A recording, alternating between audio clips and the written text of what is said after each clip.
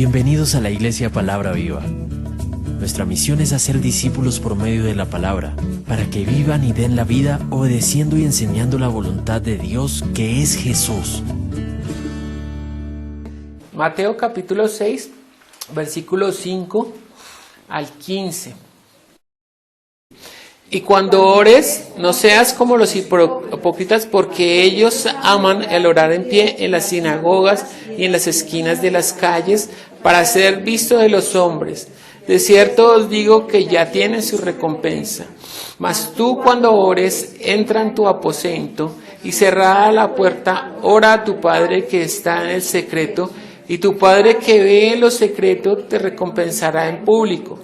Y orando no uséis vanas repeticiones como los gentiles, que piensan que por su palabrería serán oídos. No os hagáis pues semejantes a ellos, porque vuestro Padre sabe de qué cosas tenéis necesidad antes de que vosotros le pidáis.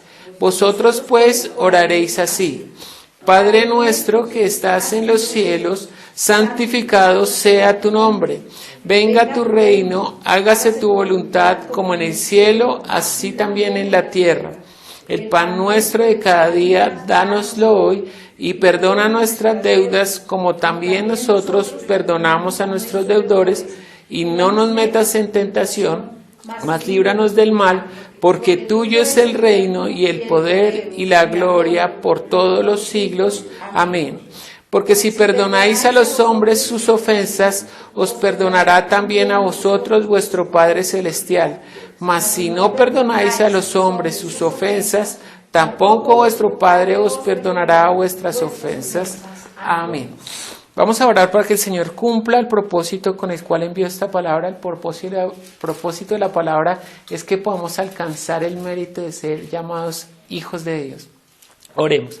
Padre Celestial, te damos gracias por tu palabra que es la verdad. Hoy nos rendimos delante de tu palabra, Señor, reconociendo que toda sabiduría, que todo poder, que tu Espíritu viene por medio del oír la palabra, Señor, con fe. Entonces, ayúdanos, Señor, ayuda nuestra incredulidad. Que toda duda sea quitada por medio de la palabra, Señor, y que podamos encontrarnos cara a cara con tu Hijo por medio de ella, Señor. Testificar que Él es el Cristo, el Hijo del Dios viviente, que por su sangre nosotros fuimos limpiados de todo pecado y podemos rendirnos delante de ti, guardando tu nombre en nuestro corazón, Señor, y podemos llamarte Padre nuestro, Señor, por el Espíritu que recibimos de tu Hijo Jesucristo. En esta mañana, Señor, unge mis labios, que yo no me aparte ni a izquierda ni a derecha, sino solo dé a conocer lo que tú nos has dado por medio de tu palabra. Te lo pedimos en el nombre de Jesús. Amén. Amén. ¿Pueden sentarse? Como les decía, pues estamos estudiando la oración de Padre Nuestro. Es que la oración tiene un significado muy alto en la vida del cristiano. Esa es una parte de su alimento espiritual, está en el relacionarse con Dios por medio de la oración. Es que si vemos la vida del Señor Jesús, aun siendo el Hijo de Dios, pues se levantaba muy de mañana antes de que aclarara y clamaba a Dios. Digo yo que clamaba porque así lo dice la Escritura. Porque los discípulos, aún estando a un tiro de piedra, que son más o menos como unos 20, 30 metros, escuchaban lo que él oraba. Porque él clamaba con todo su ser al Padre. Entonces, si Jesús, siendo el Hijo de Dios, clamaba de esa manera, pues cuánto más nosotros que necesitamos más. Entonces, quiero empezar dándole un énfasis a eso, a la oración, a tener nuestro espacio. Y es que ahí está diciendo, no hagan vanas repeticiones ni mucha palabrería como hacen muchos gentiles, porque creen que por su capacidad histriónica o su capacidad de hablar son escuchados, sino que la oración debe ser una oración normal, como cuando uno habla con un padre. Por eso Él dice que va a ser nuestro Padre. Entonces nosotros podemos hablar primero confiadamente. Cuando uno se acerca a hablar con el Padre, pues lo primero que uno siente al lado de su Padre es la seguridad de que cuando Él lo escucha va a ser lo mejor para uno. Así se acerca uno al Padre terrenal. Se acerca uno confiadamente y cuando uno habla sinceramente, sabiendo que el consejo que le dé o la palabra que él le dé es para beneficio mío, por su sabiduría, porque está en un nivel más alto, porque conoce mi circunstancia, porque sabe que yo soy polvo también, ¿no? Eso es lo que dice el Señor, que Él reconoce que nosotros somos creación. Entonces, cuando nos acercamos en la oración, pues nos acercamos confiadamente, hablando con palabras naturales, no con palabrería ni cosas muy elaboradas, sino que hablamos confiadamente. Y el Señor les dijo cuando oren también, oren así. Y estamos estudiando el Padre Nuestro porque cada palabra que Él estableció dentro de esa oración tiene un sentido muy alto espiritual. No dice que es un modelo o que es una vana repetición. Yo he escuchado, no, es que el Padre Nuestro no se debe orar porque es un modelo de oración. Ahí no dice que es un modelo de oración, dice que cuando oren así. De pronto, pastor, es porque se repite como loritos y no se sabe qué. Claro, por eso mismo va a decir que no usen vanas palabras y repeticiones. Claro, cuando uno va en la religión tradicional, pues empezando que la oración es un castigo, ¿no? Porque usted va y se confiesa y le dice, bueno, para ser redimido usted tiene que rezar 10 Padres Nuestros, 20 Ave María. Entonces, lo primero que está colocando en la mente del creyente es que eso se hace como una forma de castigo. O sea, que la oración no es algo, no es una conversación agradable entre Dios y el hombre, sino que es una forma de castigo, que yo lo hago como para que Dios tenga misericordia más bien. Y entonces no se establece, en ese momento se pierde el sentido de la oración. Entonces ya se hace rápidamente como una repetición que no se le pone sentido ni siquiera a las palabras, sino que entre más rápido lo digo como que mejor porque toca hacer 10 o toca hacer 20. Sí, y se pierde todo el sentido de lo que el Señor está tratando de enseñarnos por medio de esa oración. Entonces lo que vamos a aprender acerca de Dios es que Dios es santo. Mire lo que dice el Salmo 86. Nosotros hoy estamos estudiando ese Salmo. Salmo 86, pero vamos a leer del versículo 8 al 10. Oh Señor, ninguno hay como tú entre los dioses, ni obras que igualen tus obras. Todas las naciones que hiciste vendrán y adorarán delante de ti, Señor, y glorificarán tu nombre, porque tú eres grande y hacedor de maravillas. Está hablando que bajo este cielo hay otros dioses. Lo que pasa es que nosotros creemos en el Dios absoluto, el Dios que es único. En ese sentido, Dios es santo. Porque estamos estudiando la parte santificado sea tu nombre. Entonces uno creería, si uno descuidadamente mira esa frase, pensaría que uno podría santificar más su nombre. Como que se puede hacer más santo a Dios. Pero no es eso de lo que estamos hablando hoy. El Salmo 86 entonces está diciendo que Él es, que ninguno hay como tú entre los dioses. O sea que Él es diferente a todos los dioses que se han creado o que existen debajo del cielo. ¿Hay más dioses? Claro que hay más dioses.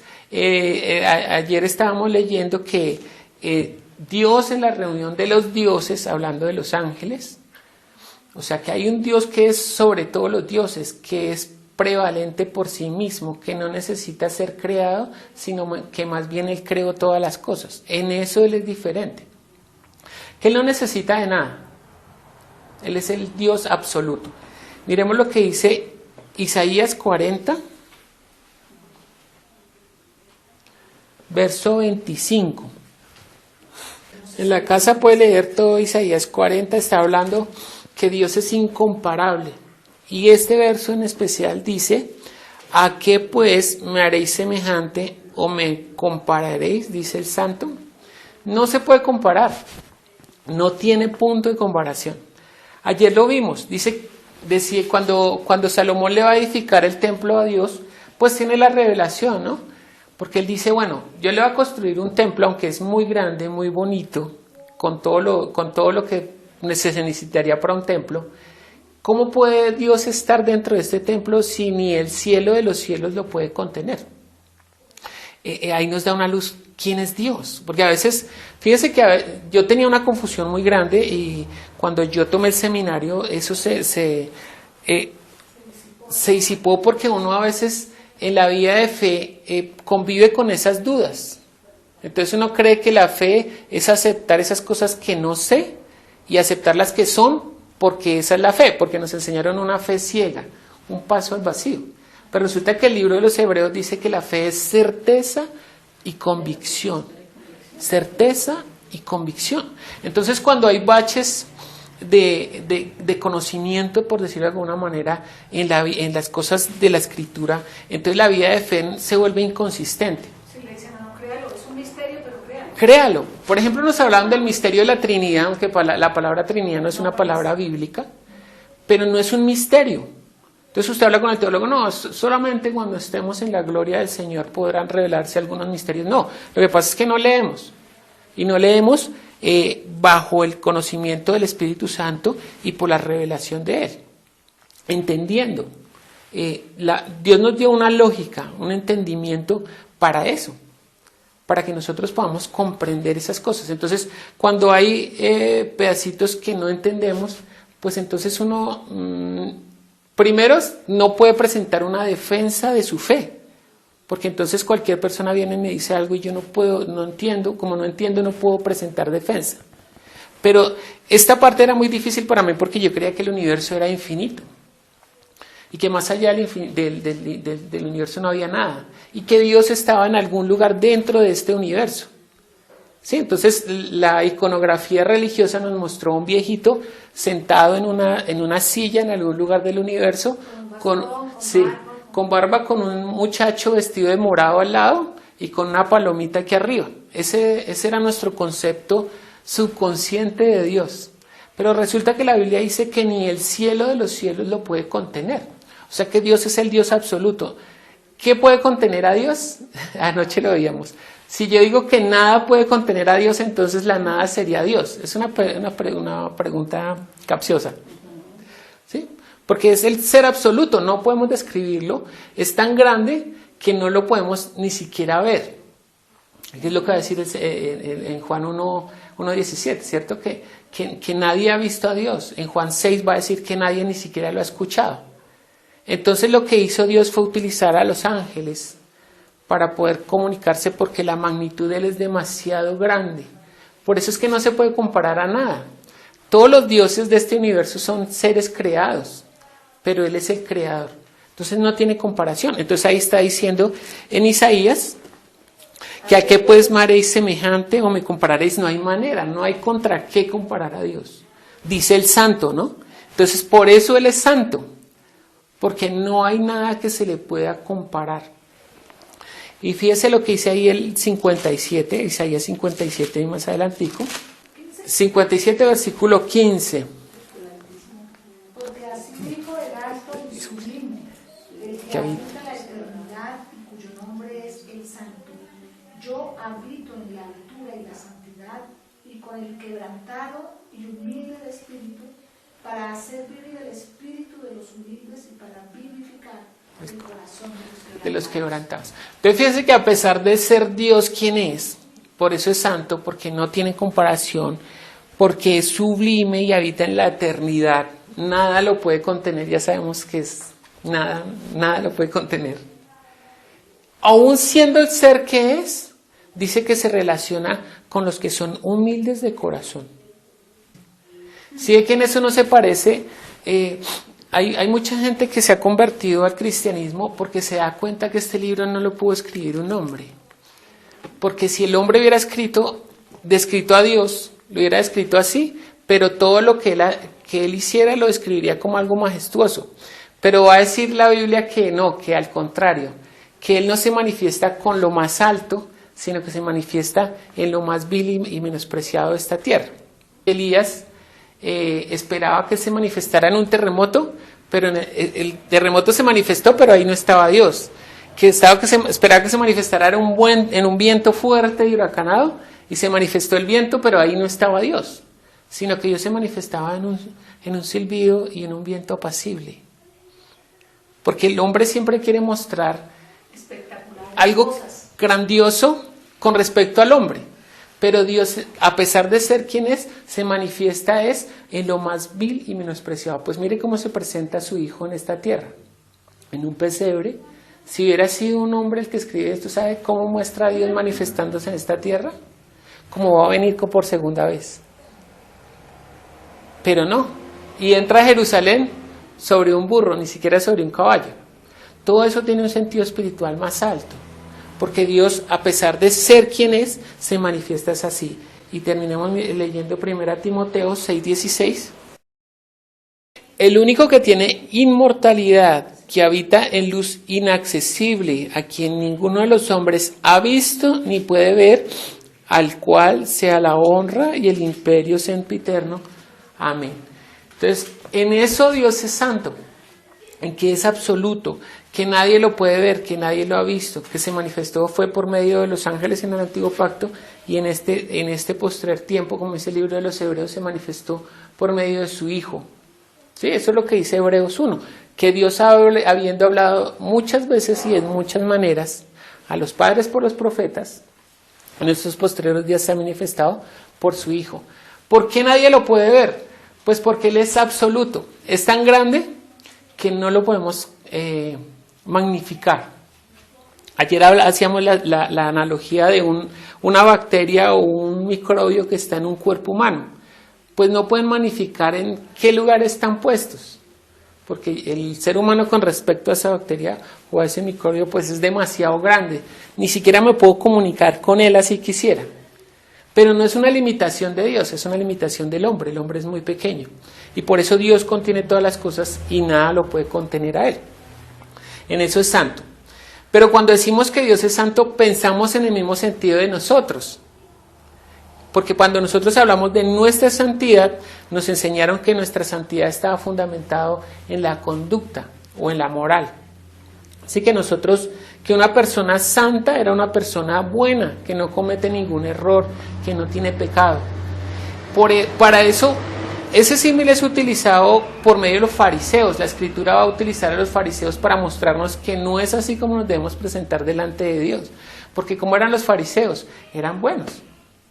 Se vestían bien, eran irreprensibles porque cumplían toda la ley, pero el Señor, mire lo que le dice Juan a los fariseos, Mateo 3, a pesar de que ellos eran irreprensibles, que eran buenos, porque se ha perdido un poco, cuando uno le quiere decir a una persona que es falsa, le dice, ay, tan fariseo. Hoy en día se ha cambiado el sentido, pero la palabra fariseo, un fariseo, yo me imagino que cuando uno ve a un fariseo tenía que ser una persona como un modelo a seguir, ¿cierto? Como decir, uy, yo quisiera ser como él, ese fariseo. Pues porque vivían bien, porque eran irreprensibles, porque eran piadosos, porque oraban como 4 veces en el día, no importaba el lugar que estaba, se arrodillaban y oraban, presentaban diezmaban la menta y el eneldo, entonces en su casa iban y contaban las hojitas de menta y sacaban el diezmo, el del eneldo, todo, o sea, su vida es intachable, perfecta. Pero mire lo que les dice Juan el Bautista a los fariseos. Mateo 3, versículo 1 al 8. Dice, en aquellos días vino Juan el Bautista predicando en el desierto de Judea y diciendo, arrepentidos porque el reino de los cielos se ha acercado. Pues este es aquel de quien habló el profeta Isaías cuando dijo, voz del que clama en el desierto, preparad el camino del Señor, enderezad sus sendas. Y Juan estaba vestido de pelo de camello y tenía un cinto de cuero alrededor de los lomos, y su comida era langostas y miel silvestre. Y salía él a Jerusalén y toda Judea y toda la provincia alrededor del Jordán, y eran bautizados por él en el Jordán, confesando sus pecados. Al ver él que muchos de los fariseos y de los saduceos venían a su bautismo, les decía, generación de víboras, ¿quién os enseñó a huir de la ira venidera? Haced pues frutos dignos de arrepentimiento. Fíjese lo que le está diciendo Juan el Bautista a los que son irreprensibles. uno podría decir, este está loco, ¿no? Porque eran irreprensibles, las personas más religiosas, intocables, y Juan el Bautista les va a decir, generación de víboras, ¿quién nos queda? ¿Quién se va a oír de la ira venidera? Haced pues frutos dignos de arrepentimiento. ¿De qué se tenían que arrepentir ellos? Sé que ahí estamos mostrando que la santidad no es una conducta ni es una forma de moral, sino que el arrepentimiento se basa en reconocer que no es por nuestras obras, que al contrario, que si usted se presenta así como los fariseos delante de Dios, eso no es agradable para Dios. Que nos presentamos es por medio de la obra redentora de su Hijo Jesucristo. Eso es el arrepentimiento, que yo no puedo, que por más que me esfuerce, no puedo, que por más que haga meditación trascendental, no me alcanza, que por más que me refugie en la filosofía, que no alcanza. Solamente es por la obra de su Hijo Jesucristo. De esa manera sí me puedo presentar delante de Dios y me presento como que si nunca hubiera pecado, imagínense. Porque ese sacrificio sí es agradable a Dios y cubre la multitud de todos nuestros pecados. Entonces a veces nosotros estamos pensando que la santidad de Dios es comparable a esa santidad religiosa que nos enseñaron, que Dios es santo porque es bueno, aunque eso es cierto, pero no es de esa manera, no podemos comparar a Dios con nosotros. La santidad de Dios es una, ya estamos tratando de entender qué es la santidad de Dios, y la santidad de nosotros es otra. La santidad no es que nosotros somos irreprensibles en la moral o en la conducta, sino que hemos sido renovados por la sangre de Cristo. Eso no quiere decir que yo pueda pecar de manera, sí, o sea, justificar mi pecado en eso. No, es que Jesús deliberadamente cometer pecado, porque no, como Jesús me perdona, como Él me limpia, sino que la persona que ha sido renovada o regenerada en su espíritu muestra un cambio en su conducta por el espíritu. Entonces uno se da cuenta, si hay un cambio en la persona que se ha encontrado con el Señor, que ha entregado su vida, si hay un cambio, uno dice, mire, pero no es porque alguien le esté diciendo, oiga, usted siguió bebiendo, no beba, usted siguió no sé qué, no haga, sino porque el Espíritu ahora lo reargulle y lo lleva a pensar de otra manera. ¿Sí? Es un cambio trascendental, un cambio sustancial. Su espíritu que estaba muerto ahora le ayuda para hacer las buenas obras de las que habla, ¿cierto? No porque alguien lo esté convenciendo, ¿sí? Porque muchas iglesias lo hacen, le cambian a usted la conducta.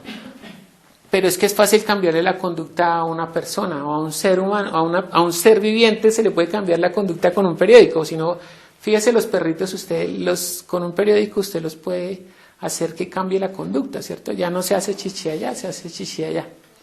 ¿Sí? Ya no hace sus necesidades por acá, se porta juicioso y solo es hacerle así con el periódico. Y cuando uno llega sabe que él hizo mal porque él ya está. Entonces, ¿sí que es fácil cambiarle la conducta a un ser viviente? Entonces lo que intentan hacer en las iglesias hoy en día desafortunadamente es tratar de cambiar su conducta, pero su espíritu sigue muerto. Entonces lo que dice la Biblia es que nosotros predicamos el Evangelio para que tenga la vida espiritual y teniendo la vida espiritual entonces abunde en ella. O sea, ahora sí haga los frutos dignos de arrepentimiento. Que es que uno sí tiene un cambio, pero no por un cambio en la conducta quiere decir que sea santo, sino que somos santos porque somos regenerados espiritualmente y ahora sí, naturalmente, sea naturalmente por el Espíritu. Un ejemplo de eso es que una señora que todo lo que le regalaban lo guardaban para una ocasión especial. ¿Se ha visto? Que antes las abuelitas hacían mucho eso, le regalaban una vajilla, entonces no, esa vajilla no la destape, toca guardarla, porque eso es para una fecha especial, y regalaban manteles y los guardaba, entonces no, eso es por una fecha especial, y todo lo que le regalaban lo guardaba, y resulta que se murió la viejita, y entonces un día los familiares sacando todas las cosas, entonces dije, pero mire todo lo que tenía acá, ¿no? Vajillas, mejor dicho, de todo, vasos, porcelana, ropa, perfumes. En el ámbito religioso eso sería santidad, porque fueron apartados. Pero en la vida de fe quiere decir que eso se perdió. porque no cumplió el propósito para el cual fue hecho. Porque ¿cuál es el propósito de una vajilla? Pues ser usada, ¿cierto? Pues que la sirvan, que le sirvan la sopa, pues, sí, o los cubiertos, una servilleta, pues el propósito de una servilleta es que se ensucie, ¿cierto? Cumpliendo el propósito, que se agote de tanto lavarla y ponerla otra vez. Eso es una vida de santidad dentro del concepto bíblico. Ser usado por el Señor para un propósito. No solamente ser apartado. En la religión nos enseñaron que santidad es ser apartado. Pues la Señora apartó todas esas cosas, pero nunca cumplieron su propósito. Eso es lo que la Biblia llama inmundicia, algo que no cumple su propósito. Es lo que es diametralmente opuesto a la santidad. O sea, algo santo es el que se está gastando para la obra del Señor, el que está permitiendo ser utilizado para la obra. Eso es ser santo. Pero el que se aparta, ¿cierto? Como hay muchas iglesias en las que se apartan, o sea, ellos se encierran en una congregación y no se relacionan con nadie para que no se contaminen. ¿Se ha escuchado eso? No, es que usted no se puede contaminar, usted no se puede relacionar. Pero entonces, ¿cómo se va a ganar a las personas si no se puede contaminar con ellos? Más bien que ellos se contaminen de lo que yo les tengo que dar, que es la vida. Entonces nos enseñaron esa santidad. No, aquí encerrados nosotros, un grupo de santos, solo los 40 que nos vamos a salvar y el resto. Pero resulta que la vida de fe es que usted se desgaste más bien llevándole la vida a ellos que no conocen. Eso es santidad. Ser usado, dejarse usar por el Señor.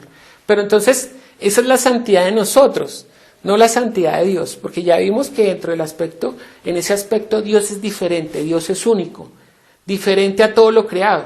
Él es creador, el resto de cosas son creadas. Él es glorioso, nosotros necesitamos su gloria. Él da la vida, nosotros necesitamos la vida, no podemos, para nosotros la muerte es pérdida. Porque ¿quién puede recuperarse de la muerte? Cuando ya llega la muerte ya murió. Usted mismo no puede decir, no, como dijo el Señor, yo pongo mi vida porque yo tengo el poder de volver a tomarla. Solamente eso lo puede hacer Dios. Nosotros, pues ni siquiera sabemos cuándo vamos a morir. Y una vez que usted muera ya nada que hacer. Usted mismo no puede volver a tomar su vida. Pero Él sí. Por eso dijo, yo pongo mi vida porque yo tengo el poder de volver a tomarla. En eso es diferente Dios. Él es eterno, nosotros somos perecederos. Y no necesita de nada. Dios no necesita de nada ni de nadie. Y nosotros necesitamos de todo. En eso es muy distinto. En eso Él es santo. Entonces, al ser de esta manera, nadie puede conocer a Dios por sí mismo. Porque ya vimos que es el ser absoluto, es demasiado grande y alto para nuestro pensamiento. Para eso vino Jesús. Mire lo que dice Juan 3:16, el verso más conocido, menos entendido.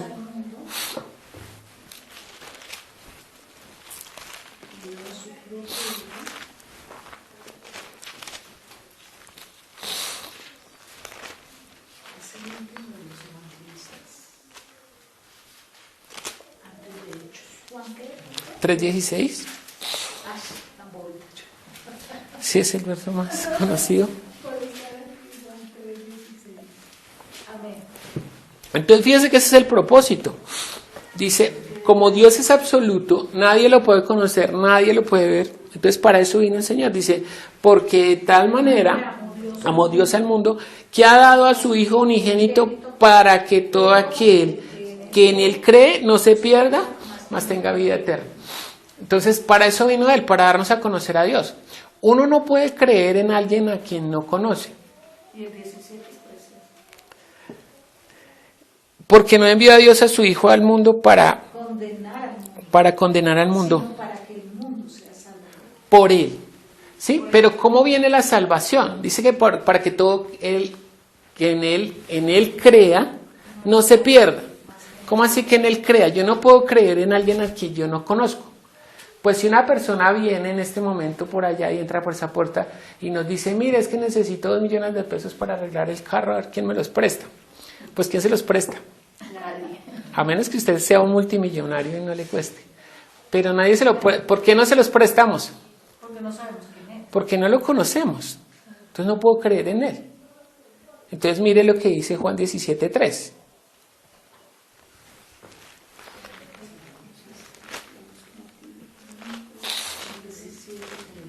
¿Qué dice? Juan 17:3 es un verso que... Esta es la vida eterna, que te conozcan a ti, el único Dios verdadero, y a Jesucristo, a quien has enviado. Entonces, como nosotros no podemos tener fe, o sea, no podemos creer en alguien a quien no conocemos a Dios, nadie lo vio jamás. El único que lo conocía era el Hijo, porque Él estaba en el principio con Él, y Él no lo daba a conocer. Para eso, de esa manera nos amó Dios. De tal manera amó Dios al mundo que envió a su Hijo. ¿Para qué? Para que creamos en Él. Pero ¿cómo creemos en Él? Conociéndolo. ¿Sí? No es algo místico, o ¿sí? Como nos enseñan a veces que es algo como espectacular, ¿cierto? Como algo sí, que es fuera de este mundo, es de fuera de este mundo, pero no así como nos lo han enseñado en Hollywood. Algo, sí, es sobrenatural, pero no de esa manera así, sino que es algo que se da por el conocimiento, por la relación, que diariamente me estoy relacionando, diariamente lo estoy conociendo por su palabra. Ya lo vimos. ¿Por qué por la palabra? Pues porque así se conocen las personas. Cuando uno habla, pues expresa su pensamiento y se da a conocer. Entonces, Jesús nos está dando a conocer a Dios, y conociendo a Dios tenemos la vida eterna, porque ahí cuando lo conocemos y creemos en Él, entonces establecemos la relación eterna. Tenemos una nueva vida en Él. Pero solo Cristo conoce a Dios y Él es el que lo va a conocer. Miren lo que dice Juan 1:18. Antes de ir allá, miremos lo que dice Juan 14:6.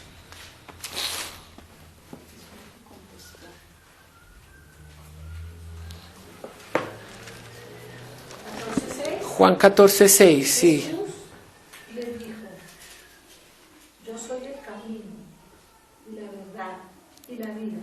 Nadie viene al Padre sino por mí. Esa es la, mire, esa de la escritura, esto es lo más excluyente que hay. Que a uno le digan que no hay otra manera. Dice, yo soy el camino, y yo soy la verdad, y yo soy la vida, y nadie puede ir al Padre sino por medio de Él. Eso es lo más excluyente que hay, porque no hay otra manera. ¿Por qué no hay otra manera? Porque solo Cristo puede dar a conocer al Padre, porque Él, el que proviene del Padre, y Él es el único que lo conoce y el que lo puede dar a conocer. De resto, solamente por referencias. Pues imagínese de una persona que diga, no, mire, si usted va a Nueva York, usted se va a meter por la Quinta Avenida y usted puede llegar a Times Square y ahí puede entrar a un negocio que se llama así, o puede entrar a Gucci y puede comprarse un cinturón, o puede pasar ahí al Parque Central, o puede ir a la Estación Central y tomar el tren que va para no sé qué, Oye, ¿usted por qué sabe tanto de Nueva York? ¿Usted lo conoce? No, lo que pasa es que yo tengo un mapa en la casa, entonces yo lo miro. Como me pasó a mí hace 8 días para ir a la iglesia. Eso, ¿sí? No conocías. Pero una persona, un indigente de Nueva York, pues si usted lo coge, pues le enseña sobre Nueva York. Pero su conocimiento es distinto al del que tiene el mapa, porque él vive en Nueva York y el otro simplemente tiene una referencia de Nueva York. Así funciona la religión. Nadie nos puede hablar de Dios de la manera que habló Jesús de Dios, porque Él es el que venía de...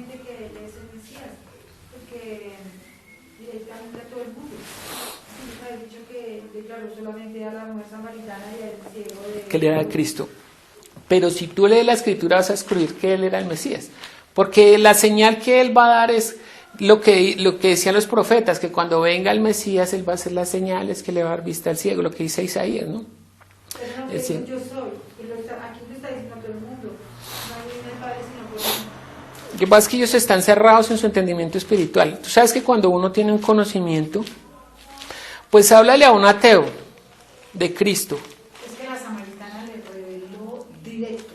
de hijo. Aquí él lo está diciendo, pero nadie lo entendió. A ella se lo dijo. Yo soy el Mesías. Él es el Mesías. En el otro está dando referencia. Pero bueno, ahí está haciendo, lo que estamos viendo es que la manera de llegar a Dios es por su Hijo. Miren lo que dice Juan 1:1 y otra vez utilizamos a Juan 1:18. Así. Juan 1:18.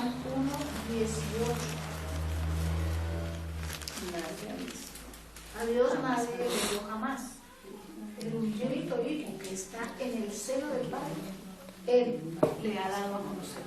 A Dios nadie lo ha visto jamás porque Él es absoluto, porque es tan grande que nadie lo ha visto jamás, ni los ángeles siquiera del cielo.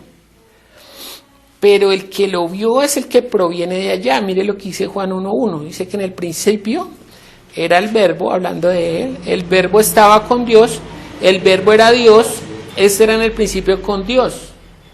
O sea que el único que puede hablar de Dios es el que proviene de Dios. Porque como es absoluto, mire, es que todo el mundo habla de Dios como si lo conociera.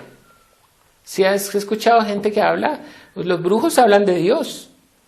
Las religiones, todas las religiones hablan de Dios. Los rezanderos, ellos rezan y nombran al Señor y hablan. Claro, pero no lo conocen. Porque la única manera de conocer a Dios es por medio de su Hijo. Por eso es tan importante el Evangelio de Juan, porque contiene mayormente todas las palabras de Jesús. Ya hemos visto que algunas Biblias vienen con las palabras de Jesús en rojo. Y cuando uno mira el Evangelio de Juan está casi todo rojito. El apóstol Pablo dice que tú debes presentar defensa con mansedumbre. Cuando uno no es manso. Yo me enojo cuando la gente no me entiende. Pero cuando uno no es manso, cuando uno no tiene el control de ese conocimiento. Cuando tú no tienes el conocimiento, por eso dice que la verdad te hace libre. Sí, porque cuando yo era una persona religiosa y le compartía a mi familia, terminábamos agarrados. Porque yo quería que tenían que darme la razón, y pues de alguna manera es así, ¿cierto? Que encuentren la razón, no en lo que yo les digo, sino en la palabra. Pero entonces uno no encuentra, quiere meterle, pero entonces, y entonces eso lo que hacía era que se volviera un fastidio que yo estuviera en las reuniones, porque entonces quería dañarles todas sus reuniones en cosas religiosas. Pero cuando yo entendí, cuando el Señor me empezó a mostrar, ese seminario me ayudó muchísimo porque me despejó muchas dudas. Entonces tú estás en libertad de que tú botas las ideas, es más bien, tú botas una perlita para que ellos se queden pensando, venga, ¿cómo así? Que a Dios nadie lo vio jamás. Y entonces ya uno les muestra por la Escritura, no, mire lo que dice la Escritura, pero sí lo podemos conocer por el Hijo. ¿Sí ve? Entonces ya uno no les están poniendo una idea, sino que ellos están buscando. Es lo que hacía Jesús. Fíjense que cuando el Señor le preguntaba, él no respondía, les botaba otra pregunta. Se fijan que Jesús no les decía, sí, venga, sino que les preguntaba de otra manera, los hacía pensar de otra manera, para que salieran de su raciocinio errado. ¿Sí? Por eso el apóstol Pablo va a decir que reconoce que los judíos son celosos de Dios, pero no conforme a ciencia, o sea, no conforme a este conocimiento, sino conforme a su religión, y son celosos. Porque Pablo mismo va a decir que él era perseguidor, que él es el más pequeño de los que se encontraron con Jesús como un abortivo, porque él perseguía a la iglesia.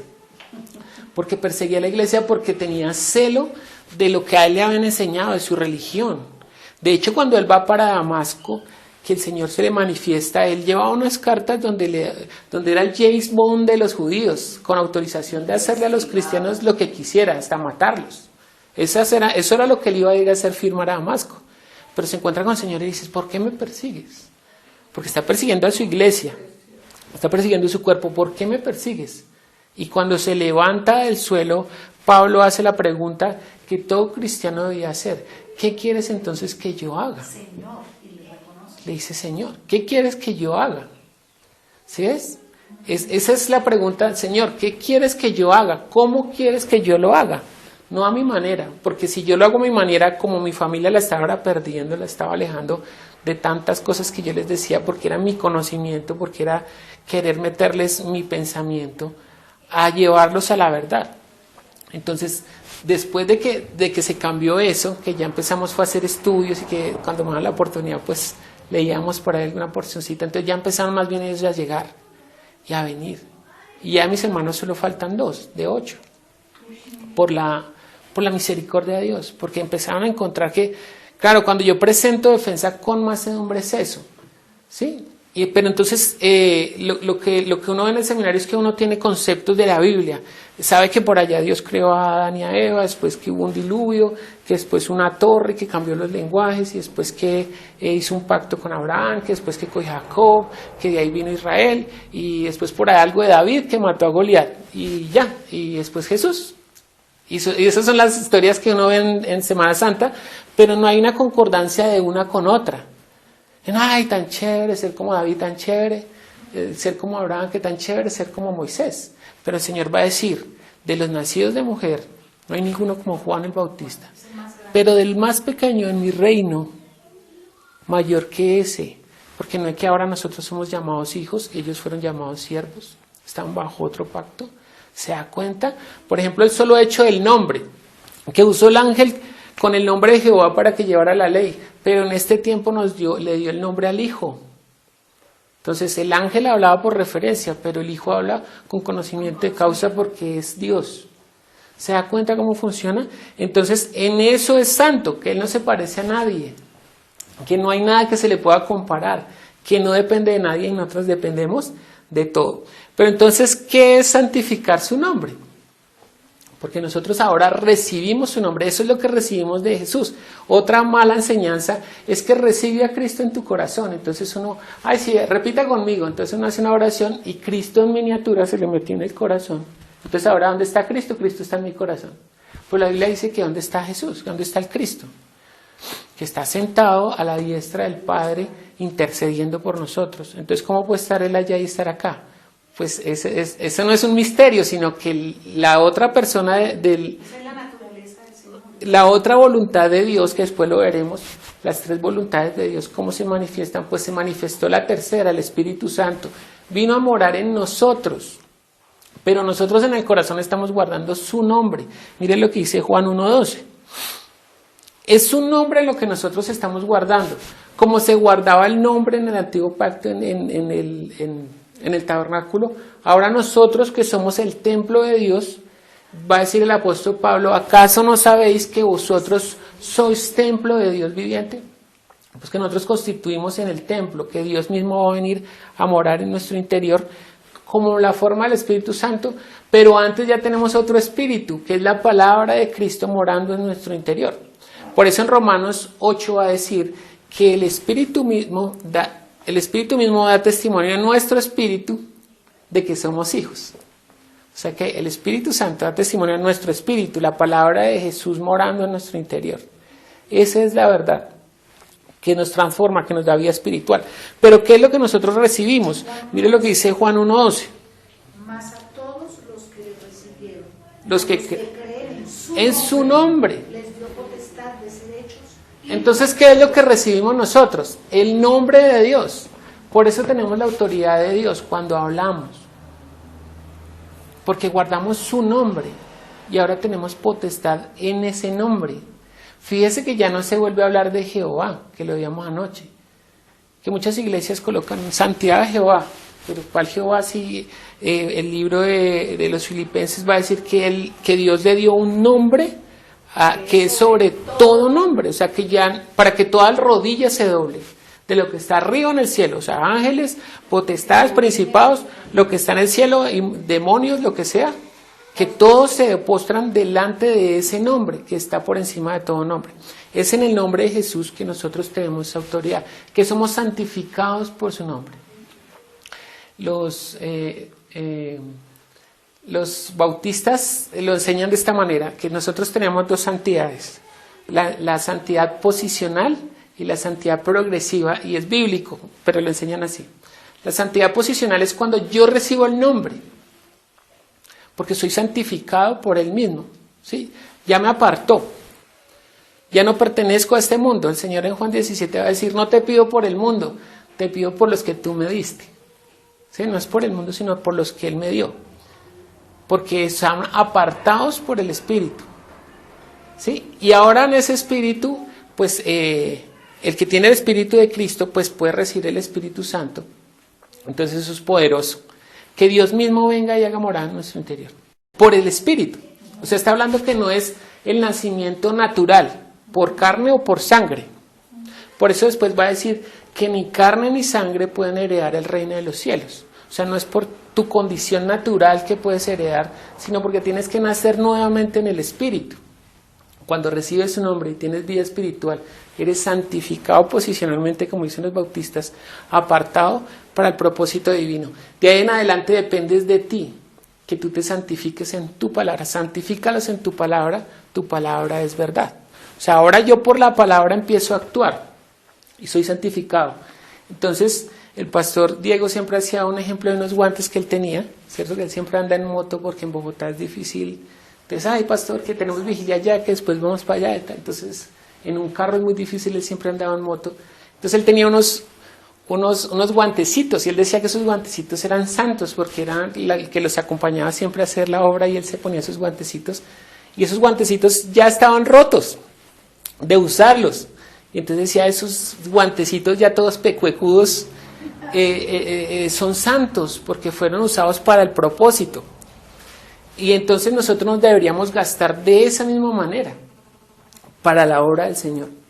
Ahí nosotros somos santificados porque llevamos su palabra, porque entendemos su palabra, y ahora lo que hacemos es dejar que los ríos de agua viva broten de nuestro interior para que otros vengan y beban. Eso es lo que el Señor está tratando de decir. Pero no hemos respondido a la pregunta. Entonces, ¿qué significa santificar su nombre? ¿Qué significará santificar su nombre? Porque eso es lo que es: santificado sea tu nombre. Entonces, en eso somos distintos. Dios no puede ser más santo. Nosotros sí. Porque nos santificamos en la medida que nosotros dejamos que nos use. Eso se santifica. Pero cuando decimos santificado sea su nombre, es conocerlo y hacer su voluntad. En eso santificamos su nombre. Cuando lo conocemos, cuando nuestro interés es conocerlo más y hacer su voluntad. No se puede hacer a Dios más santo. Sino que nosotros, cuando decimos santificado su nombre, sea su nombre, es que nosotros queremos conocerlo más y queremos hacer su voluntad. Y nos santificamos en su nombre. Así es cuando uno, por ejemplo, uno dice, démosle gloria a Dios. Entonces todo el mundo, gloria a Dios. No es eso. Sino que cuando yo le doy gloria a Dios cuando yo hago su voluntad. En eso es glorificado mi Padre, en que yo lleve mucho fruto.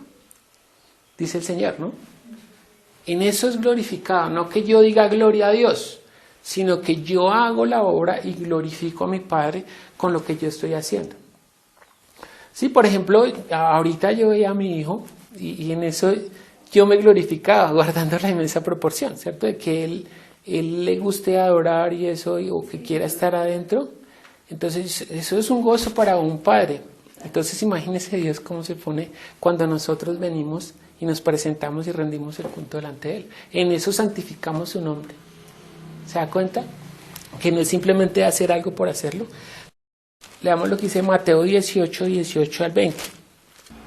De cierto os digo que todo lo que atéis en la tierra será atado en el cielo, y todo lo que desatéis en la tierra será desatado en el cielo. Otra vez os digo que si dos de vosotros se pusieren de acuerdo en la tierra acerca de cualquier cosa que pidieran, les será hecho por mi Padre que está en los cielos, porque donde están dos o tres congregados en mi nombre, allí estoy yo en medio de ellos. Entonces, cuando nosotros nos congregamos en su nombre, Él se compromete a estar ahí. Y fíjese que no es un privilegio de una persona. ¿Sí?